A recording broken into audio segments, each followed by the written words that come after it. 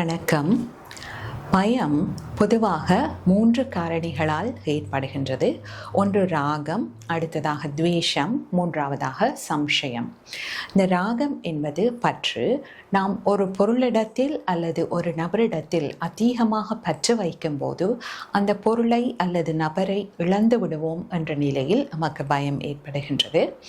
அடுத்ததாக துவேஷம்.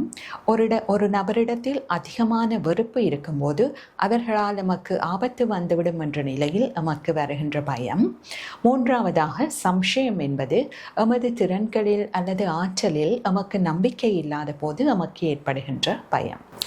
இந்த பயத்திலிருந்து நாம் எப்படி நீங்கலாம் என்றால், ஒன்று, சாஸ்திரங்களை நாங்கள் முறையாக படித்து சிந்திக்கும் போது இந்த ராக துவேஷங்களில் இருந்து நாம் வெளிவரக்கூடியதாக இருக்கும்.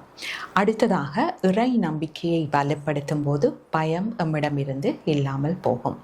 மூன்றாவதாக எமது ஆற்றல்கள் திறன்களை நாங்கள் வளப்படுத்தி கொள்ளும் போது இந்த பயங்களிலிருந்து நாங்கள் நீங்கக்கூடியதாக இருக்கும். நன்றி.